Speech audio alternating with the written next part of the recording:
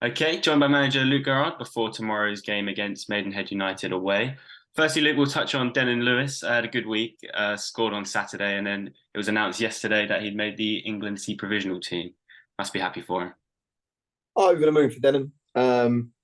Probably not playing the minutes that he wants to play himself currently. Over the moon that he's obviously gone and got his goal on Saturday, made the last 2 or 3 minutes way more bearable. He's obviously a good age, 25-year-old now. He possesses great pace. He's a threat in behind. It'd be very interesting to see where Paul Fairclough sees him, because I think 70 to 80% of his games for us has been in that left wing back role. But it's a great accolade for Denon. It's class for the club to have an England C international, and he went and doubled down on that good fortune over the weekend with a second goal at Oldham. Yeah, and competition for places is heating up. Two of the substitutes you brought on was involved in that goal. You're on a good run, and the squad's looking pretty fit. Is it hard to pick your team for tomorrow? Possibly. Obviously, look, we take into consideration we're not just working on the game as much as the focus is that said game. And don't get me wrong, but we are working 2 and 3 games in advance. Obviously, different personnel, different horses for courses. We don't kick a ball in anger on Saturday the 11th because obviously Gateshead are playing in the trophy. So we're looking at maybe utilising the squad after that period as opposed to tomorrow night against Maidenhead. We have got a few doubts with regards to injuries, so that may be coming out of my hands tomorrow evening, where there's some enforced changes. But I said it before and I say it again, the squad is in a very good place. To have Dion Kelly-Evans and Mark Ricketts not make the 16 on Saturday is incredible. To have Dave Stevens, that's been running today, been going on the treadmill, going on the bike, and he's looking like he's going to be nearing a return to the middle to back end of this month. It's only going to get stronger. As long as we don't get the suspensions, the injuries, we're a good squad in terms of numbers and availability. So, yeah, I reckon I could make 3 or 4 changes and put the bench on from Oldham on the pitch tomorrow evening, and we would be still very content with the starting 11 going out there. And I spoke about it with yourself after the game. That's where I wanted to get to. 3, 4 years ago, we were struggling to fill the bench with injuries and suspension. Now we're leaving 2 out. And I think that shows the nature of the National League. You need strength and depth, and that's something that we've been very cautious of. And we've not gone to the same well since going out the FA Cup. And the return of points has been incredible. So fingers crossed that can continue against Maidenhead tomorrow night.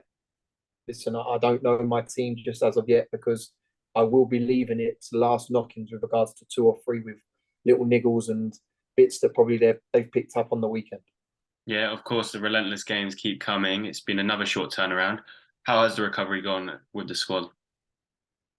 Yeah, been very good. Obviously, we've got a real good relationship. Mandy Morris does wonders for us on the commercial side of things with regards to our local hotel being the Village Hotel. So I'm very happy that we went down there as a second day recovery today. In terms of on the pitch, we've done a little bit of set pieces, a little bit of walk through. The lads that haven't featured as much, being the subs and the ones that are not in the squads, done a real good session.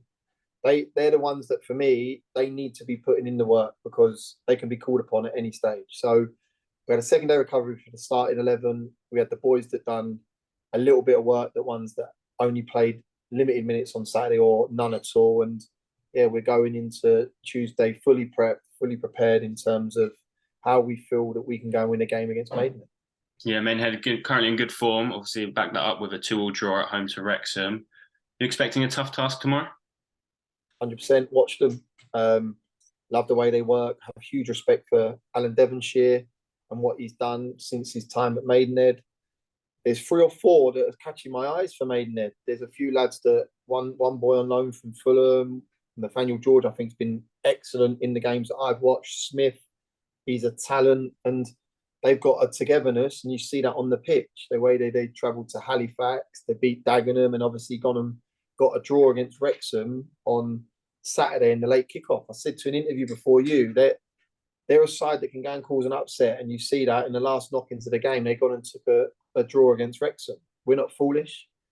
Their pitch is for everyone to see. There's a hill. They play it superbly. They know what they do down it. They know what they do up it. But we got a game plan. We're going there full of confidence. It's 2 sides that are in good form. and we need to be appreciative of the run they're on. And they've got personnel in their ranks that can cause you problems. And I speak to Dave Unsworth, as I speak to a lot of managers in the division. There's no easy game at the National League, and we go there knowing that if we turn up there, we have to be right on our game to go and get a point, let alone 3. Yeah, currently in really good form in 2023. How is it? How do you and your squad maintain that form? Habits, being consistent, staying together. We do a togetherness meeting every 3 weeks where we dissect where we've been and what's been happening throughout that 3-week period. Any issues anyone has, it's aired and left in that room. And I think that's working for us at the minute. We've got 4 leaders in our group that we lean on quite heavily. And for me, that's been a strength of ours. I don't think we get too high and I don't think we get too low. I think that's the consistency on the staff side of things. Yes, we went to Oldham. We done the double over Oldham. You wouldn't have said that at the start of the season. That would have been some achievement, but we did. And to go there and come away with a 3rd clean sheet and a 3rd win in a row is brilliant. But I said to the boys straight away, part that, because the focus turns to Maidenhead. Me and Jake had already watched the Halifax and Dagenham game, and we know how tough it's going to be on Tuesday. And then you're watching the game on the bus on the way home because it's the 5:20 kickoff. We're not foolish. We know we need to perform week in, week out if we're going to sustain a playoff charge. Obviously, there's people in and around us that are picking up points. Eastleigh on the best run of form currently with 16 points from their last 6 games. It's unbelievable. But we can't control what anyone else is doing. Maidenhead are on an unbelievable run. It's about what we do and how we go about our business. And that's something that I think has been really positive this year, that we're controlling us. We're doing a lot more in terms of the emphasis on attacking sides in recent weeks to really stamp out our authority. And that's what we'll be doing again tomorrow evening. We know what it's like to go down to Maidenhead. It's so tough. It's not walking out of Oldham. And I've said that to the group. You make sure that your heads are on it, because if you're not, trust me, they'll sense blood and they'll go for you.